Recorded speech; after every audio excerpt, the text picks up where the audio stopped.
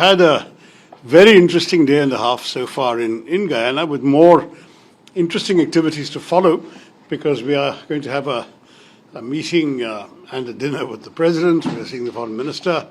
And of course, we are having an opportunity to interact with all of you and subsequently with some influential thought leaders in Georgetown who are apparently spending some of their attention on foreign policy issues. So it's not yet the end of our visit. It's a little more than halfway through. What we have been able to, the impression we get, shall we put it this way, so far, is that there is a great deal of sympathy and understanding for India's position on the recent events in the subcontinent. We had a lengthy conversation with former President Bharat Jagdeo yesterday. We had a dinner hosted by Prime Minister Mark Anthony Phillips, and this morning spent a good time in the legislature, in the Parliament building, and again in conversation and lunch with the Speaker, Mr. Manzoor Nadir. So with all of this, we have already been able to have some useful conversations. I'm very happy to address any questions and concerns you may have about exactly what happened in this conflict, which we're here to talk about. But I'm pleased to say that in addition to that, we were able in all cases to enlarge the scope of the conversation to broader issues of friendship between India and Guyana, as well as greater opportunities for economic cooperation between our countries in the time and the years ahead.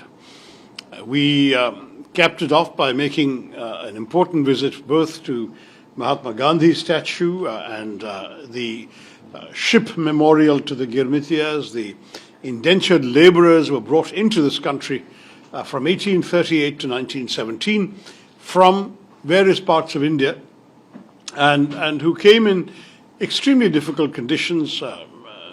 Reading that the death rate on these indentured labor ships was actually higher than that on the slave ships. It was a terrible, terrible experience, but these people emerging from this experience have now helped build the nation of Guyana, and that is a matter of great vicarious pride for all of us from India, as well as in many ways a tribute to the character and spirit of those who came and who have remained. Final word is that our message was very simple. We came to enhance Guyana's understanding of the rather unpleasant experiences we have been going through with terrorist attacks on our country. And in addition to that, to seek Guyana's understanding and support for our right to defend ourselves and to respond effectively to these actions. I'm pleased to say that we got complete understanding and unconditional sympathy and support from those we spoke to. For us, this is important because we don't believe that the battle against terrorism is ours alone. It is a battle that the world shares. I was very struck at yesterday's Independence Day celebrations, which we attended in Berbice, when the President himself spoke of how if there are assaults on Guyana, that the people of Guyana will rise not with fear, he said, but with determination and resolution, or words to that effect. And to my mind, that's exactly the spirit in which we in India are responding to the assaults on our country, on our people, and on the values we hold dear. So this is very simply a summary of my message and my colleague's message. We all spoke at the Parliament as well today. All of us have come with this message to the people and the leadership of Guyana. If you have any questions or if you would like me to amplify further on anything that I've said, I'll be very happy to do so. Thank you very much.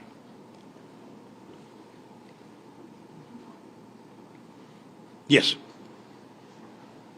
So this is Ayush. You're audible. Go ahead.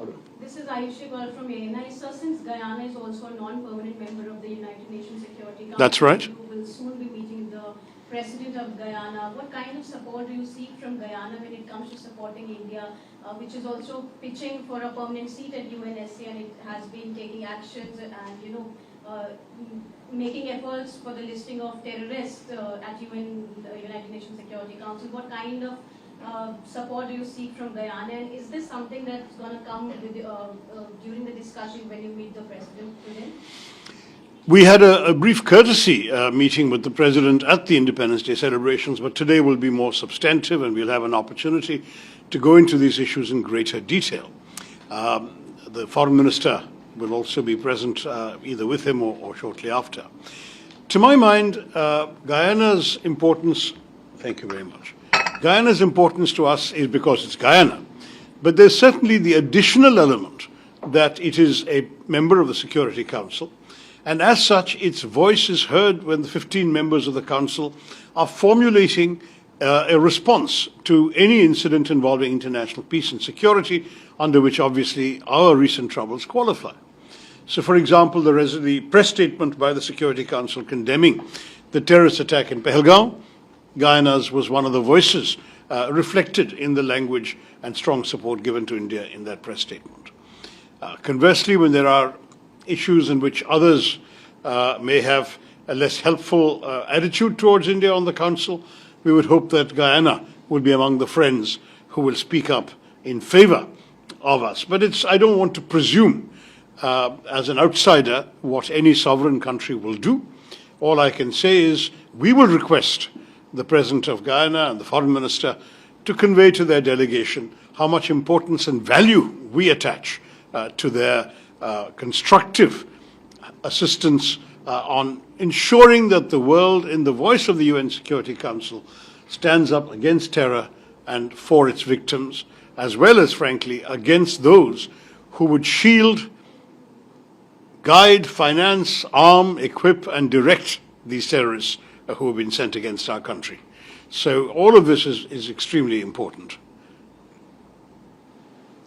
Yes, ma'am. Sana was appointed National Communications Network. Following the incidents of April 22 and May 7, what impacts these incidents have had on India, particularly with neighboring countries? Well, our neighboring countries, by and large, I think, have all condemned the terrorist attack when it happened. Even the country from which it originated made some statement about condemning terrorism. But having said that, in the time that followed, the couple of weeks that followed, there was no indication whatsoever that our neighbor, one particular neighbor, Pakistan, was taking any actions to deal with those who had claimed credit for this appalling attack. The so-called Resistance Front, which within 1 hour of the terrorist killings claimed credit and which repeated it the following day, is a well-known front of the Lashkar-e-Toiba, a proscribed terrorist organization listed by the UN Sanctions Committee, as well as on the United States government's terror wanted list, terror designated list. And this organization, Lashkar-e-Toiba, has its headquarters in the heart of Pakistan, in a place called Muridke in Pakistani Punjab. Perhaps it was naive of us to hope that the government would take any action, but none was forthcoming.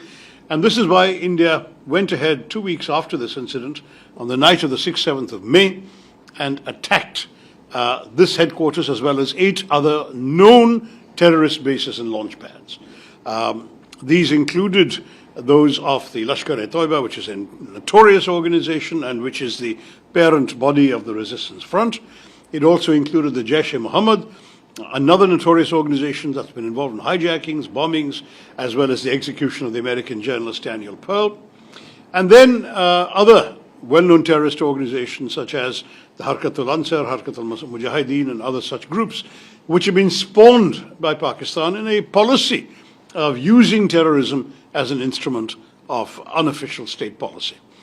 So for us, these strikes were calibrated, very precisely targeted, and very carefully done. They were done at night, 1:05 to 1:30 at night, when there were not likely to be many civilians around, so there would be no real risk of collateral damage to innocents.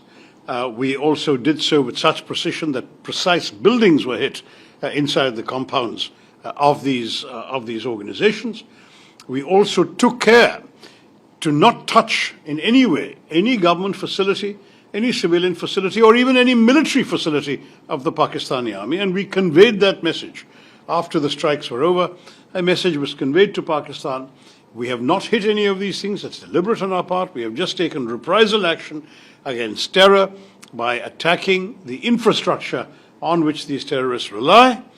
If you were not to respond, we will not respond further. Our action is over. Pakistan then chose to respond with heavy and indiscriminate artillery shelling, killing 19 civilians in an area called Poonch in Kashmir, in which sadly they also hit a Gurdwara, a Sikh temple, and a convent of the Carmelites of Mother Mary, killing victims in both these places. India then had to retaliate also with shelling. Pakistan unleashed a barrage of drones and missiles. They were effectively countered by our air defense systems, and India also then struck on the night of the 9th, 10th of May.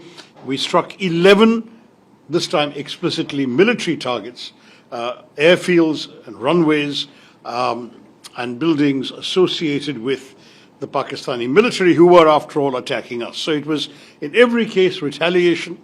Our first strike was done in such a way that no escalation was needed. We had no desire to convey that it was the opening salvo in what was meant to be a sort of protracted war. Each strike was retaliatory. Each action taken by India was only in response to Pakistani action. And when governments called us to express concern, we conveyed exactly this message throughout, which is that we are not interested in war. If Pakistan stops, we will have no reason to retaliate. And that is in the end what happened. The Pakistanis, on the morning of the 10th of May Indian time, they reached out to our Director General of Military Operations. A call was set up for 3:30 in the afternoon, and then a ceasefire, or since no war had been declared, a cessation of firing, I think is the language they use, would start at 5 p.m. that day. In the 2 weeks since then, there has been a fair amount of calm. There were some violations on the first night, but that was it, sporadic violations. But from the second day onwards, there's been no trouble at all. The border is calm, and to the best of my knowledge, the forces are moving back a little bit from their assertive positions on the front lines. We, as I said, and I've said this repeatedly, we have no interest in war. We are not desirous of having a military conflict with any of our neighbors. We are focused on our growth and development. Guyana appreciates this because you yourself are focused so much on the remarkable economic growth story of this country, which is a record-setting 30% these days. India's is nowhere near that, but it is nonetheless the fastest growing major economy in the world today, and we are anxious to return to that pattern. That's what we want to do. So the short answer is, my colleague, that we are not in any way sending any signals of a negative nature to any of our neighbors because of this. This is purely a retaliation for terror attacks, nothing else. And as long as no other country wants to send terrorists our way, they have nothing to fear from us. We want to live in peace with them. And secondly, how do you hope to move forward with this issue? And I know you're leading a delegation to Latin American, Caribbean. Yes. Other teams are all in different parts of the world. What has been the response? You said you had a favorable response so far in Ghana. What has been that response among them? Sir, in general, the response has been one of great understanding. But the countries you mentioned, we haven't gone to yet. We are going tonight to Panama, thereafter to Colombia and to Brazil. And we'll certainly be speaking to them exactly the same message that we're giving you here in Guyana. I would say that we have no reason to doubt that they will be understanding of our position when we explain it. If there was any question or concern, we're quite willing to explain it. In general, our impression is that terrorists have no friends and allies in the world except those who actually dispatch them. And therefore, we don't expect there'll be any willingness on the part of any country to condone what happened against us. On the other hand, let me say very bluntly that if it turns out that there are any questions about the actual 88-hour operation that took place, then certainly During those questions, we'll be very happy to give. Your name is Yasafras. We'll be very happy to give constructive responses that explain exactly our position to the world. You asked about the impact back home in India. I think the sad impact has been on tourism in Kashmir. Tourism in Kashmir had been going up dramatically each year. In fact, there was a more than 100% increase between last summer and this summer, or the beginning of the summer. Or spring, I suppose, is what you would really say in the West. But sadly, that has now subsided dramatically because of this attack. I think we are all anxious and keen that we should encourage tourists to return because, in a sense, that is one of the things that the terrorists wanted to achieve, was to hurt the Kashmiri economy and hurt the processes of normalization that have been going on. So if we can encourage our compatriots to go back and to enjoy their holidays in Kashmir, I would really like to see that happen. But otherwise, there has been no other impact on the rest of India, particularly. I would say after an 88-hour conflict, most of the country has gone back to normal. There was certainly a desire on the part of the terrorists to provoke communal tensions in India between the Hindu and Muslim communities. That failed spectacularly. All communities rallied around in a very united manner. And what was again very effective was that in the briefings that the Indian government and the Indian military gave every day during these 4 days of conflict, two of the military officers doing the briefing were women officers, and one of them was a Muslim, which sent a very clear message to the world or anyone who was watching that this is not about Hindu-Muslim or anything like that. This is about terrorism and terrorist enablers versus democratic India.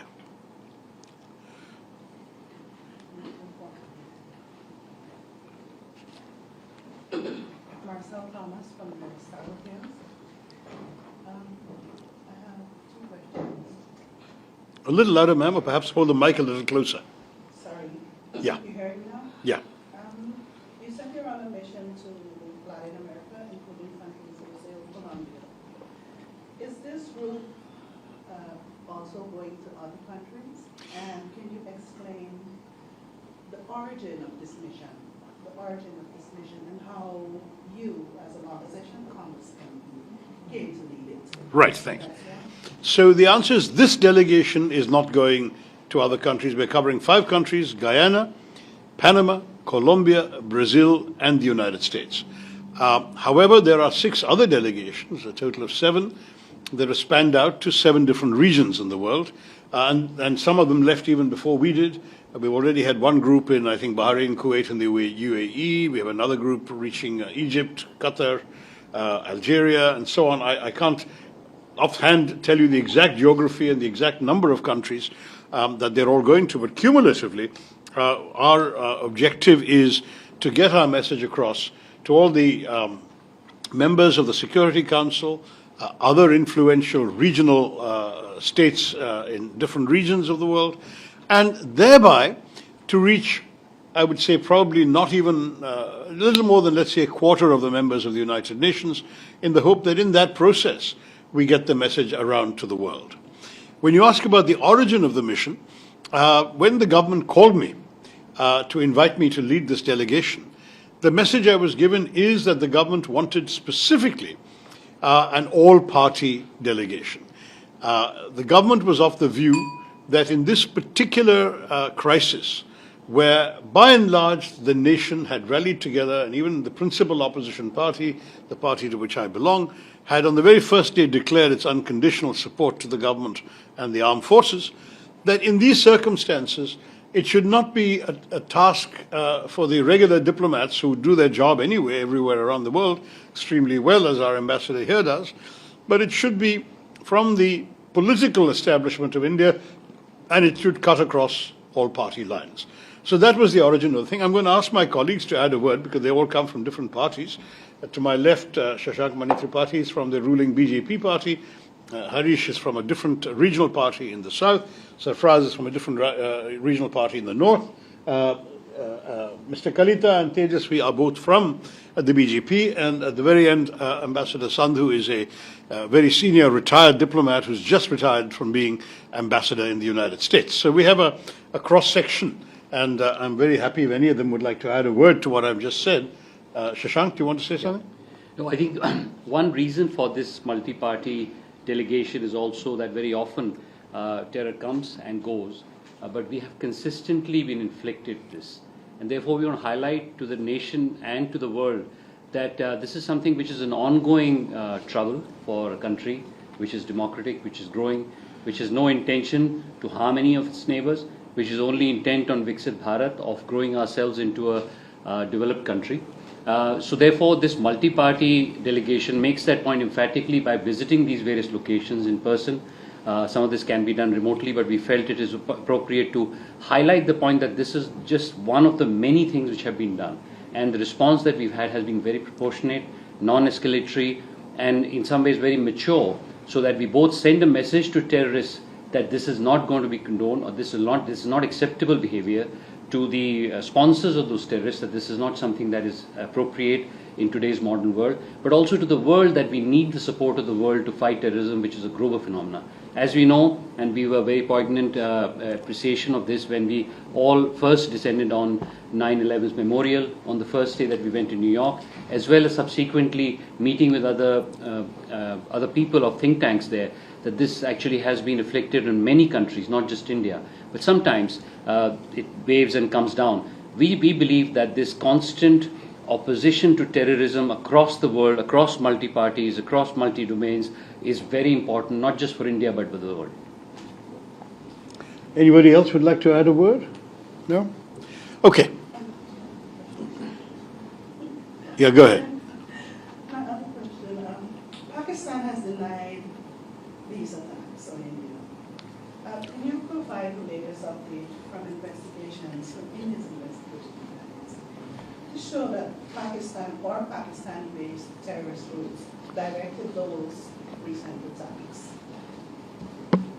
Well, first of all, let me just stress that as far as Pakistan's denials are concerned, we've seen this movie before.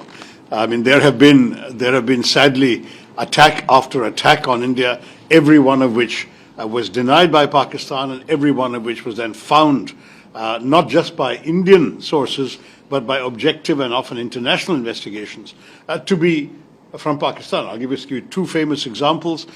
2008, when we had this horrific attack on Mumbai, what we call 26/11, like the 9/11, the Americans went through. 170 people were killed over 3 protracted days, and those of you who are old enough will remember the unfolding saga on television of this long drawn-out terrorist atrocity.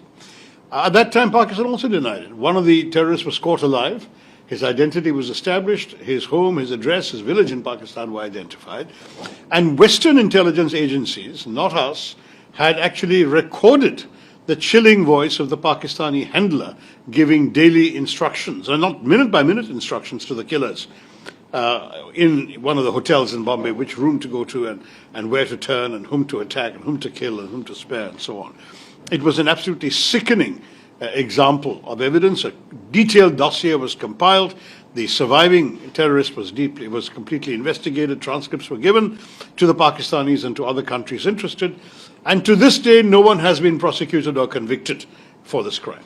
So Pakistan's situation, as you may remember, was further exposed to the world when they denied knowing where Osama bin Laden was. In fact, the Pakistani president of the time claimed that Osama bin Laden was dead. He was found very much alive in a safe house right next to an army cantonment in a garrison city in the heart of Pakistan. So this is the story of Pakistan. We have denials all the time, and they always turn out to be lies. And this is why it has become extremely difficult for us to take Pakistani denials seriously. But on this particular instance, the denial is all the more hollow because of the TRF's claim of credit. Not only do they claim credit within 1 hour of the attacks taking place, which showed that they had immediate intimate knowledge, but they repeated that 24 hours later on the same website. And it was only when the masters of denial told them, we are busy denying, why are you claiming credit? that they were persuaded to delete the claim from their site. However, when India struck the headquarters in Muridke of the LET and the headquarters in Bahawalpur of the Jaish-e-Mohammed, there were a number of terrorists killed in those locations. And when the funerals took place, as you can see here, they were attended by Pakistani military and police officials in uniform. While the funeral prayers for terrorists are going on, the coffin is draped with a Pakistani flag, and people in uniform are there to mourn the loss of these handlers. Some of the people present, by the way, have been identified, and at least one of them, Asghar, is somebody who's on the UN Sanctions Committee wanted list. So it's not that this is an innocent funeral for regular folk. This is a terrorist funeral, and what greater evidence of Pakistani complicity can you want than the actual presence at the funeral of Pakistani senior military and police officials in uniform? I'm sorry to say that this is not something which we can lightly overlook, and that's why India responded in this way, striking sites. And I might add that when people talk about evidence, there were various claims being made about who did how much damage to whom. We are not particularly boastful about doing damage simply because we would rather not have had this war at all. But you have seen, in fact, and there are a few others. I'm sorry I don't have more than one copy, but I can, you're welcome to take photos of it.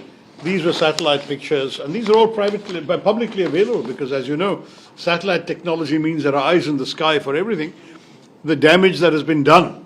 Whereas Pakistan, in addition to claiming certain things, in addition to denying certain things, has also claimed certain things.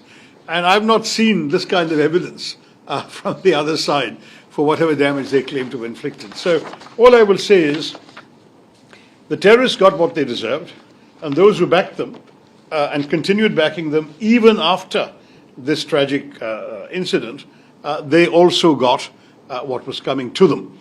And I'm still saying this in measured tones. I'm not here to sort of rattle sabers. We are at peace today and we want to remain at peace. And that's also a very strong message. But we want to remain at peace with strength.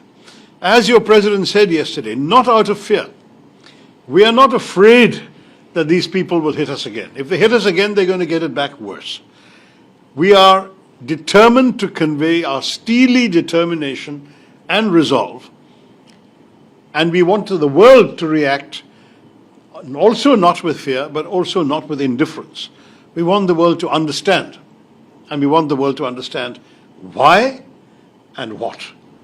Why is because we've been enduring terrorist attacks for nearly 4 decades. And what is that we are going to respond in a measured, calibrated, precise manner to ensure that no act of terrorism goes unpunished. If you come and hurt us, there will be a price to pay. If you leave us alone to get on with our business of economic development and growth, we will happily do that and we will leave you alone. That's the message to those people who have chosen so far to behave in this atrocious manner. Madam, as you can imagine, this issue goes beyond the terms of reference of this delegation, which has come with a very specific mandate. I will say, however, that our country has been following very closely this entire painful dispute. We are aware that there were diplomatic discussions in December of 2023 between the two countries. We're aware there's been some discussions in the International Court of Justice. We certainly support a peaceful resolution and a just resolution of this issue. But beyond that, ma'am, it's really, to be very blunt, not our business here. Those of us who've come on this mission are here for the very specific purpose of focusing on developments in the subcontinent and speaking to our friends in Guyana about this broader issue. As it happens, we've had larger conversations, including about your wonderful development story, your economic growth prospects, the desire of many of your leaders to see India more involved in some of the economic. All of that we have taken note of, and we are conveying it back to our country when we get back. They have also mentioned their concerns about the present crisis, the question that you mentioned on your border, and we have listened with a great deal of attention and a great deal of sympathy and understanding. Beyond that, it's difficult for me to say more because these are all sensitive diplomatic issues and those handling them are better prepared to answer your questions.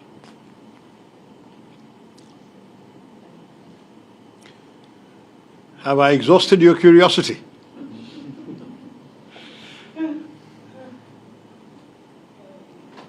Great. Well, thank you all very much.